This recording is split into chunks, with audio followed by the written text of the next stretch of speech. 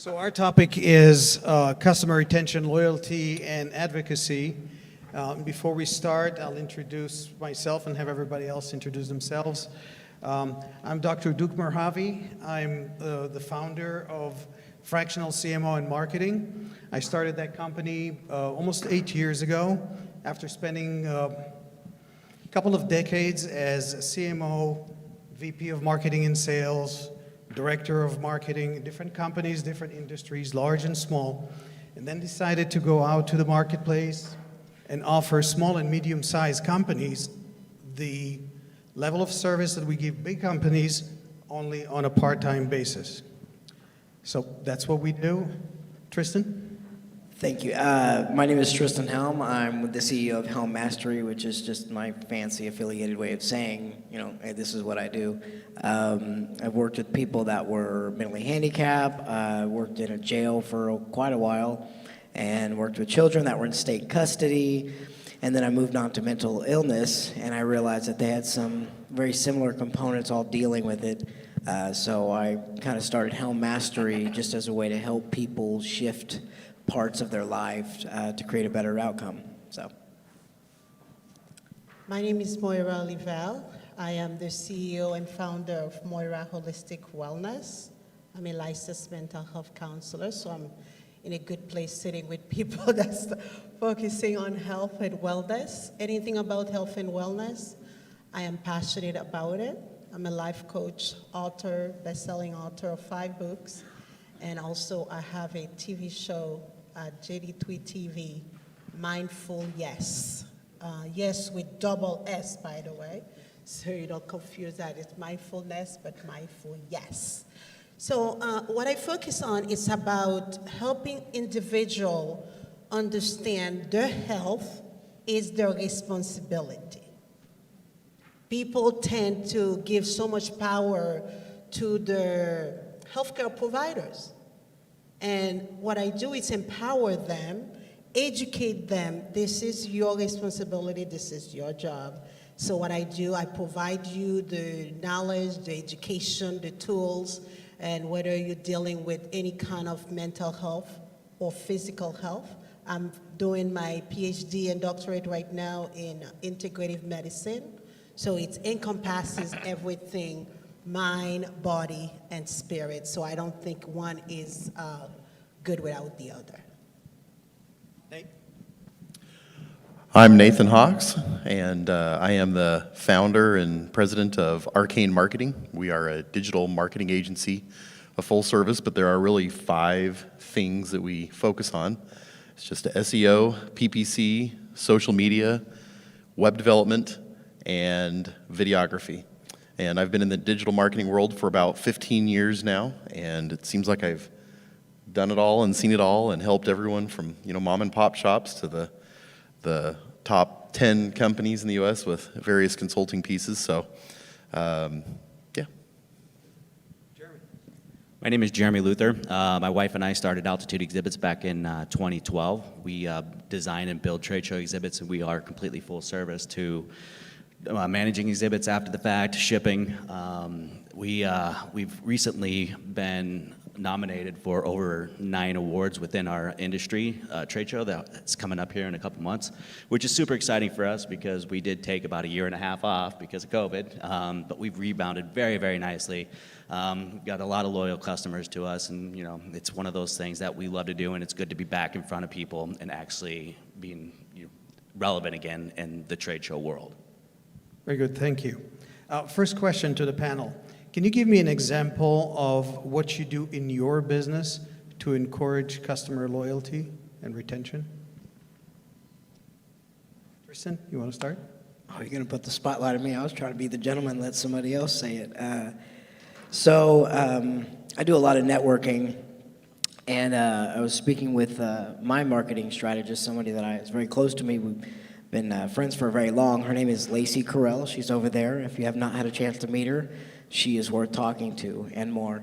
But the way she had worded it was just like, wow, yes. She said, whenever you treat your customer like a transaction, they're going to keep moving on. But when you treat them like a person and you build that relationship, they trust you, they're going to stay around.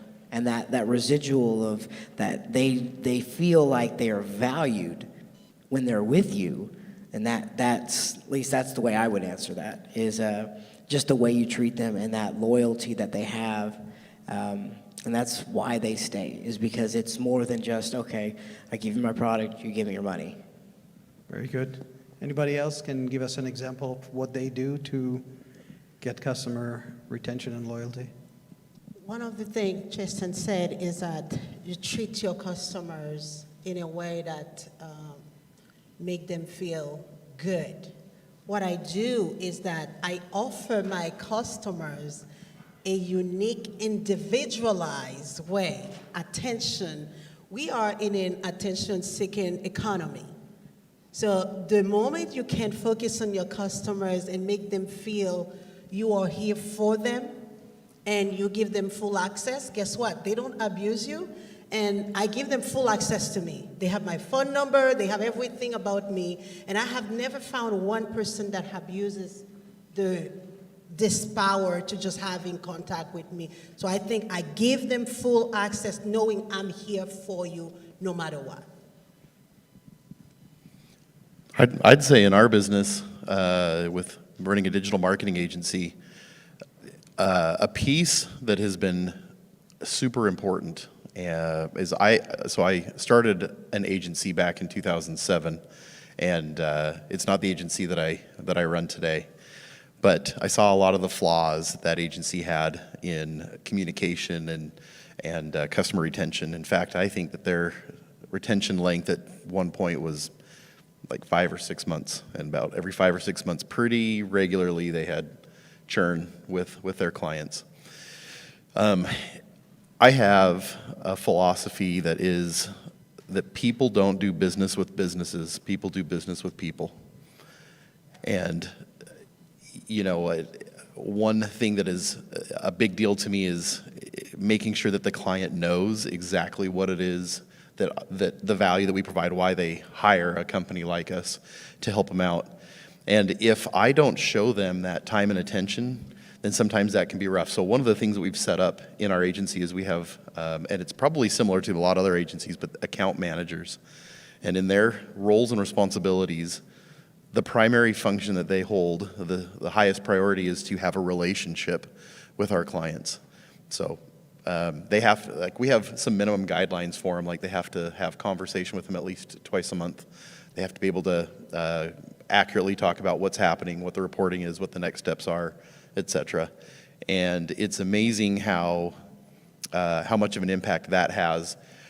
Look, we're not a perfect agency. We make mistakes all the time, and I'd say that we've learned from a lot of those mistakes. But what's great is that even when we have a good relationship with our clients, when those mistakes do happen, and they do, the client is a lot more passive about it and like, well, that's okay. We can do better this next month, or let's just make sure that doesn't happen again. And so we kind of get that free pass, if you will. So it's a big deal to have a relationship with somebody, and I keep hearing this flying around the last couple months. I don't know how new it is, but I only heard it about 2 months ago. But everybody knows the golden rule, right? That's, you want to treat somebody the way they want, that you want them, or excuse me, you would treat people the other way they want to be treated. And lately people have been talking about the platinum rule. And that platinum rule is that you treat them the way they expect to be treated. And so we talk about that a lot in our agency the last couple months. It seemed to have a good impact. Very good. Jeremy, do you have anything to add to this? Yeah, we really, we bend over backwards for our customers. They're our number one driver, and, client retention is by far away our biggest selling point. We go to every single trade show. There's too many variables out there that can screw up having a perfect show. Lost freight, I&D teams not showing up, broken products. I've seen literally a Freeman's a show decorator. We'll just call him a show decorator. Literally drive over a portion of our booth. And if we weren't there to rectify the situation, to go out and get a new graphic, things would have been awful, and we could have lost a 7-figure client. So it's just one of those things that we do for every single one of our customers, no matter what it's 10 by 10, 10 by 20, $20,000 exhibit, $500,000 exhibit. We go to every single show to make sure that everything is perfect all of the time, and our clients respect us for it. Very good, thank you. The only thing I would like to add to this, and both Nathan and Jeremy have alluded to it, or implicitly anyway, we don't treat our clients as customers, we treat them as clients. And there is a distinction in the terminology. Customer tends to be more of a short-term, very transactional type of relationship. With a client, there is a long-term loyalty from both sides. And I think it is important, and I try to do that with, or try to teach that to our clients where they do have long-term relationships, or at least want to have good long-term relationships with their customers, that we want them to be clients. I want to switch over to advocacy, and the term is used a lot. What does it mean to you? What do you think customer advocacy refers to, and how do you participate? Go ahead. Well, I probably have a comment on most of these things. Advocacy, to me, is probably a bigger word, I think, than people give it credit for. The reason I say that is because there's a reason why you're working with the companies that you're working with, in whatever aspect that is. And we have this philosophy at our agency that we're in existence. People hire us to solve a problem, and it might be lots of problems, or it might be just a single problem, but we're there to solve a problem. And so, the advocacy part is, how are we helping them to understand exactly what it is that we're doing, and how do we help them to see what the value that we provide. So advocacy is just, how are you connecting, really, I think, with your clients or with your customers, helping them feel like that you have a solution, or that you're offering them some kind of value. Okay. Just kind of want to piggyback on that. Show of hands, who in here has ever heard of Dee Dee Wong? Good show of hands. Is that it? You guys weren't in here earlier, whatever? It was yesterday, yeah. The point is that those of us who we've worked with Dee Dee Wong, whether side by side or we've hired her as a mentor, we know that at the end of the day, Dee Dee Wong has our back. Like, if nobody believes in me, I know Dee Dee does. Period. And that advocacy of knowing that, hey, somebody supports me. Somebody makes me feel special. Somebody's there, and they got my back. Is going to do a tremendous amount more than sometimes even what you can give them, just knowing that you're believed in. And so something that I do with every client of mine is like, what do you need from me, and what can I provide for you to make you know, so whenever you leave from our session, you feel better about yourself, you feel better about whatever I've given you. And that advocacy, again, that I got your back. If nobody believes in you, I know you can do this, and I believe in you. Good. I want to add to this. I've always thought that one of the roles of the marketing team or marketing person in a company is to be the advocate of the customer, or the advocate of the client. There isn't typically anybody else within an organization that his or her role is to represent what the customer or the client is looking for. And this is what marketing is all about, is identifying the needs, identifying the wants of the potential customer, and then meeting them. And marketing has a great opportunity to be that entity within the organization to represent what the customer needs. Sales does it to a degree, but we all know sales is actually part of marketing, at least in theory. But they have their own agenda. Sales sometimes has their own agenda. Marketing is often the only voice the customer has within an organization. Anybody else about this topic? I hear this word and it's light me up, because one of the most important things I do with my patients, clients, it's make them understand they are the best advocate. So I empower them to become the best advocate, because first of all, when I'm not here anymore with you, who's going to do it for you? Because I deal with health and wellness. I think when the patient comes to me, they always come very sick.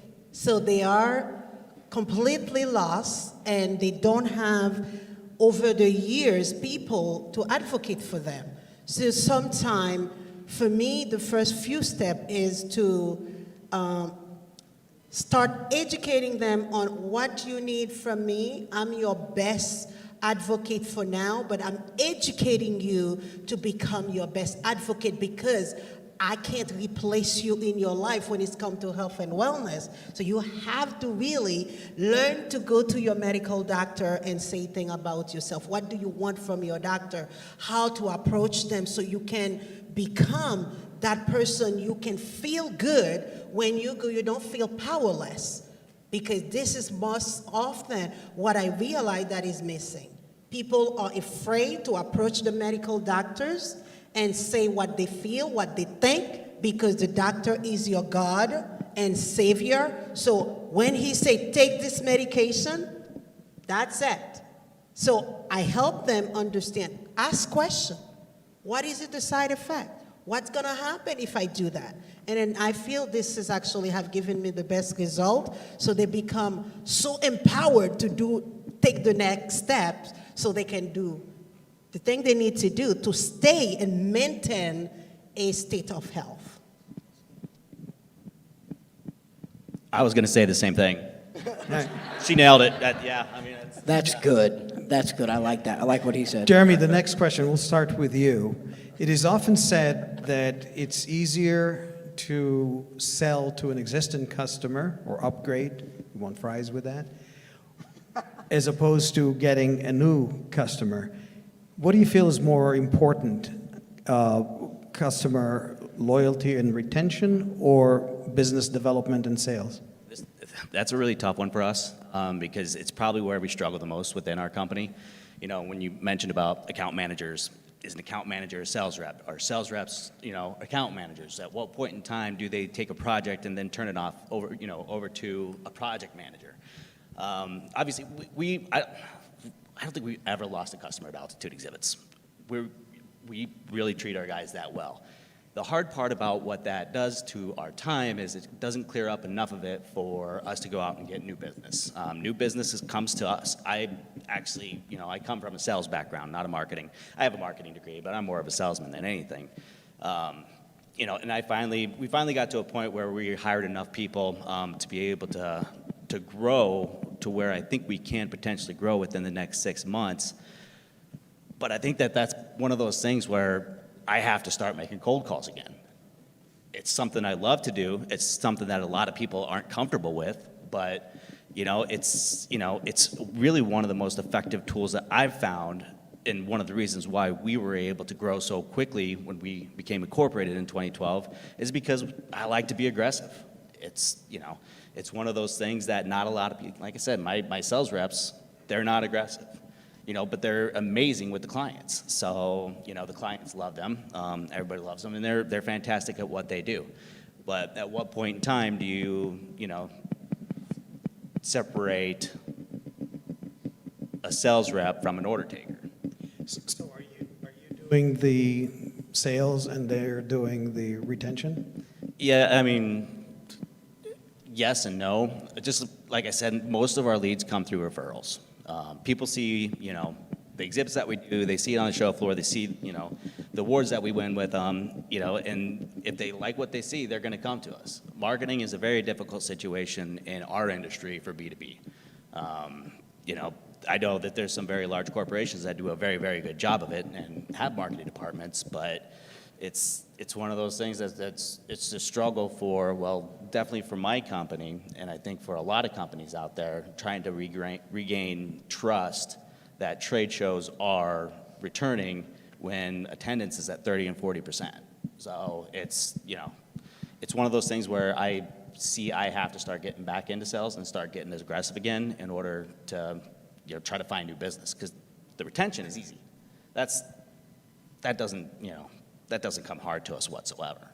It's the developing new business that's, I think, is a really difficult thing for us. Okay. Anybody else? Sales versus customer retention, where to invest time and resources? I invest a lot of time in my clients and my customers. So the retention part of it? The retention part of it, actually nobody can leave because I live on an island and I'm the person, I am it for you, by the way. So, just kidding.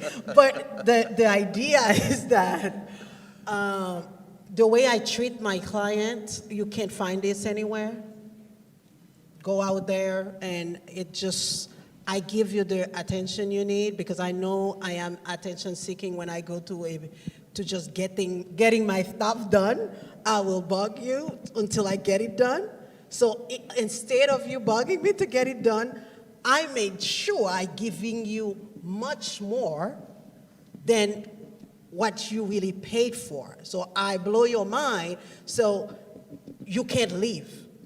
Not only you can't leave because I blow your mind, but also there's not a lot of people you're gonna go to because I live where I live. So you're actually bringing up a very important point. There are two ways to grab retention, to keep someone with you. One, of course, is the stick. If you leave, you're going to be in big trouble or it's going to cost you too much money.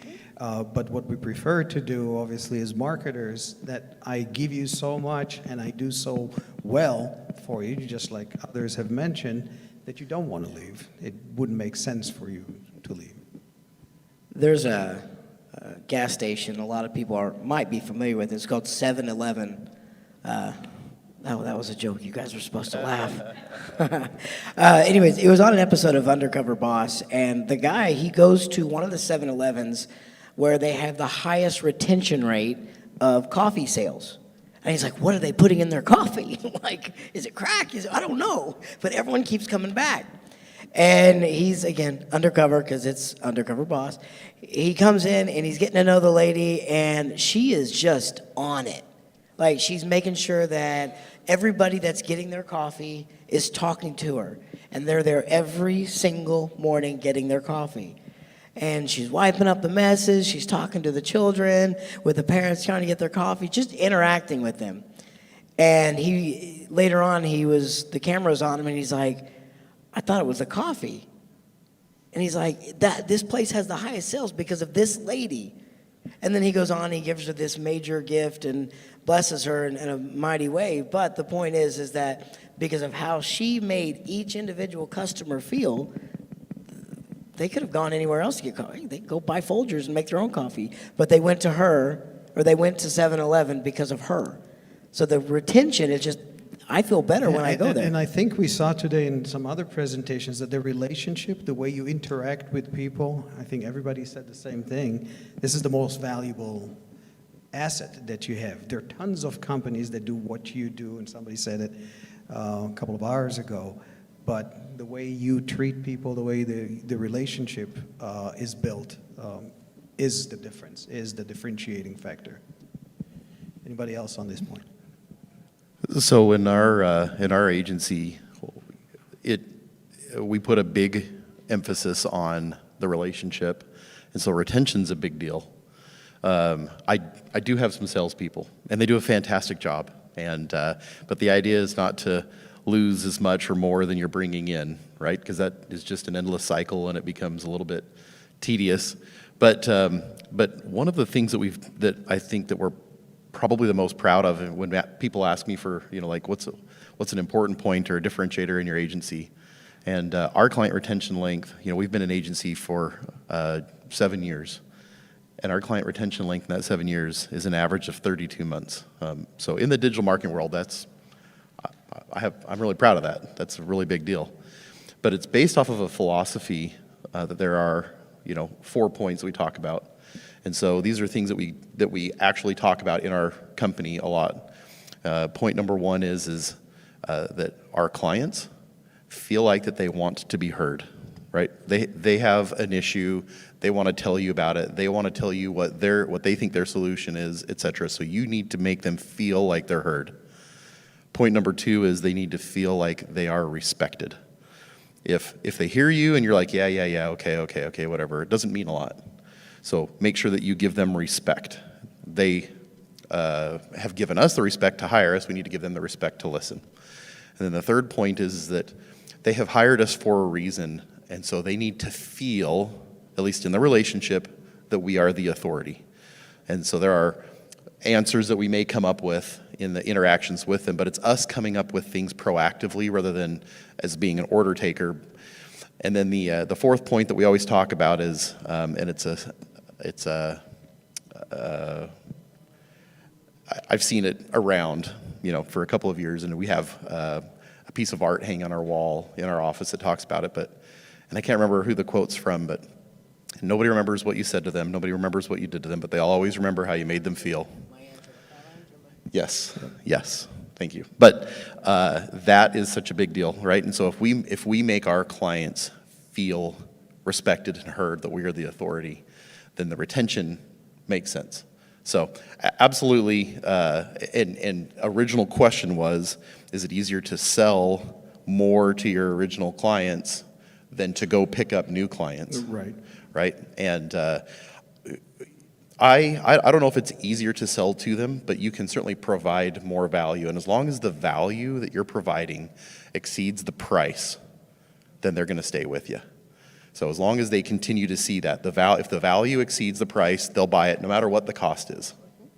Yeah, and just kind of to go with that, that word of mouth, that will travel farther than anything else. So whenever I have a client and they've worked with me for a while, they feel better, they're doing good, they go out and tell somebody who sees the difference, they feel better about themselves, and they're like, what happened? Oh, well, it was Tristan. It was, yeah, okay, you got to get in contact with him. Well, because of the relationship they had with that person, now they are a little more comfortable coming to me as a new person because of that retention.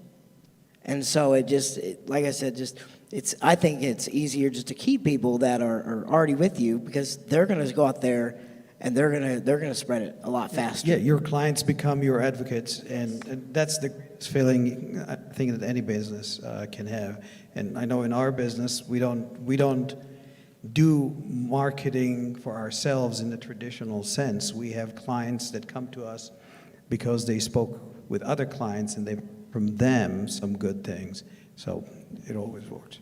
I actually love that, because my practice grew over 1,000% in a year, just through word of mouth. I can tell you this is the best way. Do your work so well, treat your client so well, so you cannot be getting out of the mouth. And they will refer you. I have not done one advertisement yet to my business. I am full, my practice grew, and now if I'm doing advertisement, I need to hire somebody else or two other people to help me, because I'm saturated just by word of mouth. So it is very, very powerful what you mentioned, Dirk, and also Tristan. This is the most amazing thing you can do. Do your work and support your clients, what you're providing to them, make them feel they are important, like you say, make sure they feel respected, and I think you get them very well. Great. Next question. Post-COVID, we're in a world where things are going back to being more interactive, where during COVID, we lived in a very digital, online kind of world. Are things any different now for customer retention, customer loyalty, post-COVID? Sure. Honestly, virtual is a four-letter word to me. It's one of those things where when people couldn't go to trade shows, they all went to online. They went virtual, and it was awful. Our customers had to spend a fortune to go to these online platforms and go to these virtual shows. That didn't work. It didn't work whatsoever. And they wasted a bunch of money doing it. I mean, it was awful. So, it's coming back post-COVID. Our industry is coming back very, very slowly. But it's coming back in a big way. We just did a show in Anaheim where the typical attendance is 65,000 people, where this was the first year that's happened in 3 years, and I think they had over 95,000 people there. So it was absolutely fantastic. And it's like when we were talking to our customers after the show, they're like, after the first hour, we had already paid for our entire show. So the ROI is there, and they just got to get out there and get to it. From customer retention perspective, are we doing things or should we do things differently now than we used to do before? Look, in fact, I was just talking with Tristan about this last week. One of the things that I feel like a lot of people miss just in the marketing world is, you might ask Jeremy, for example, who does trade show booths, who's your customer? And probably his first thought is, well, anybody could be our customer. But that's Anybody that goes to trade shows. If you don't know trade shows, yeah, it's a completely different world. But I don't even know if that's really the case. I think that there's a very definitive segment of people, and they may be different segments, and these segments of people have different wants and different needs, and by and large different issues. And so sometimes you get into this bad habit, if you will, of trying to market to everybody. And I don't know that that's the answer. And with my experiences is that when COVID hit, what an unfortunate time. But fortunately, everybody stayed home and jumped online. And so everything online just surged. It was fantastic. And we learned a lot. There's a lot of data to be collected. And one of the things I feel like that was a lesson that was reiterated to us is that with, if you're giving a message to somebody, it's okay to give a message to a 5% or a 10% of your audience that completely ignores or is non-applicable to the other 85, 90, 95%. To have a very specific message of, here's your problem, here's the solution that we offer, and here's what the end result is of that specific piece. That's how, so I think that what you do, or I should say, should emphasize even more than you have before, is that you have segments of your audience, regardless of what industry you're in, that you have personas of people in your audience, and you should be giving very specific messages to those personas, and that's going to be different than what you're going to find. Maybe one persona and another don't align whatsoever. There's no touch points. Do you find that digitally it is easier to differentiate the messaging? Yeah, it is. And anyways, the point that I was trying to make is that if you're giving the right message to people now, I don't know if being involved or active online has dropped all that much. If anything, maybe it's even increased more, and people are recognizing how much more important it is. But what you need to do is you just need to make sure that you're talking right to that person. And if you're solving their particular problem, then you're going to speak right to them, and you're going to be the one that's sending the message, the one that has that what it's intended to do, or what kind of a solution you offer. The marketing part is where you become creative in how you send out that message about, hey, I already know you've got this problem. I already know how we're going to solve it. You just need to come talk to me, or come figure it out, right? So to kind of bring it back here, in post-COVID, I think that people are more cognizant of just generalized messaging, and because they're seeing so much more, you have to be that standout piece to get the attention, to be a little bit disruptive. And if you're not identifying specifically what it is that people want, or how your industry can solve their particular issue, then I think it's just going to go by the wayside, and they're just going to mindlessly scroll past or not look at it. I was just going to add that there's a saying that I try to live by. It's principles. Methods are many, principles are few. Methods always change, but principles never do. At the end of the day, it's people. Period. I personally think that it kind of added, with the post-COVID, it added avenues for us to connect. Larry King, I read a book about Larry King, and someone was doing an interview with him. It was called The Third Door, and they're like, okay, with everything and how it's changed, how would you go about doing what you do now?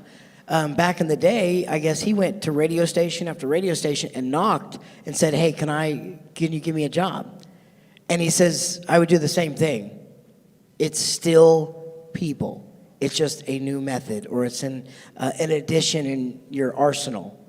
So it's not so much how am I doing it, but what am I doing and how am I providing it? Because the methods are always going to change, especially with technology. It's always evolving. I mean, you said FaceTime maybe 10, 15 years ago. Like, oh, that means time to get up in someone's face.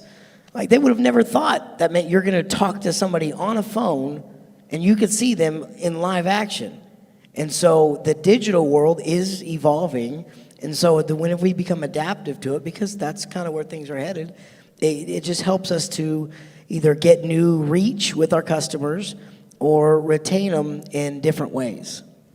I agree. I wanted to add something to what Nathan was talking about, messaging going out.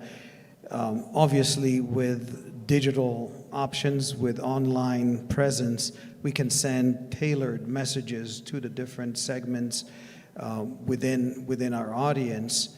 But it is also true, and that's what I wanted to add, also true for inbound.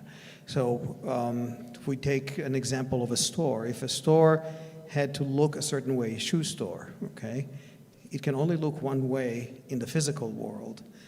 But if you're selling shoes in an online store, you can have all kinds of stores, all kinds of looks with all kinds of messages, with all kinds of branding. So the digital world actually gives us more flexibility in terms of marketing in general and customer retention as well. And now that we've gone through the COVID period, everybody has gotten used to using the digital platform online for making purchases, making decisions, and finding clients, even those who were reluctant before. I realized after COVID, we moved from brick and mortar to click and order. I like that. And this has changed the way personally I do business, because I have about 50 to 60% of my patients are online. Even if I live on an island, I still have patients online, just so you guys know. And that gives more access to people in the healthcare, wellness in general, to people to just be able to empower themselves to stay healthier. And you all know after COVID, a lot of people have accumulated actually some diseases. I call it diseases because it's imbalances in the body. So able to connect with people from the distance, they don't have to go to a medical doctor. I can ship from your house a test, you can complete it, send it to the lab, it come download exactly in my portal. I can access all your information. And now you don't have to really, people are still scared to go in certain places. We are lucky to be here together and that we're not scaring of each other. Now we're thinking about breathing around you can make you sick. I'm scared of breathing Tristan. I'm scared of breathing Nathan. Thanks. So people are still scared about, interacting. So providing services online have given access to so many people. And now we have to change some things on giving them access in a way that is different and make it more personable. I know Zoom has done a good job on giving you access, but so many different ways. I meet patients on WhatsApp, on a lot of different portals that making it more accessible to reach the people, calling them, make them feel, they are okay, they are human. And because the isolation right now has caused so much stress to people. Definitely. We have only a few minutes left, and I wanted to open it questions, if anybody has a question to the panel. I kind of have a question Okay. for Jeremy. How has post-COVID altered or changed things in a positive way, or how has it changed your the way you do business? It hasn't really done anything. I mean, I mean, we're still approaching our designs the same way that we were in 2019 and the beginning of 2020. It's some different kinds of technologies that have come out, during this that we're trying to utilize within booths. But, it seems like almost everybody needs, now they want hand sanitizers in the booth, which we got to now figure out a good way to, to brand that in an exhibit. But then, it's more and more like, I mean, people are asking for, which is ridiculous, internet in a convention center for 6 gigabytes can cost like $10,000. But people need it because they need to be doing online purchasing or online meetings and Zoom meetings within the booth itself. But as far as like an approach with the way that we design things, I mean, it hasn't changed a whole lot. The nice thing about what we've seen, even though attendance has been down with most of these shows that we've been going to, you're not getting the tire kickers anymore. If you're going to a trade show, you're going to buy. And so, like, every single show that we've done since last August when we were able to get started back, I mean, the return on investment's there. People are making money, and it's actually a little bit nicer for our customers right now because they don't have to try to find that one buyer, out of 4 people, people that are going to shows for a vacation or, or whatnot, they're not there for serious reasons, but the people that are going to shows right now, I mean, they're spending a lot of money, which is great to see. So we just have to, keep on doing what we did in the past. Okay, I must have a great panel because there's no questions. Any questions at all? All right, well, thank you, everybody.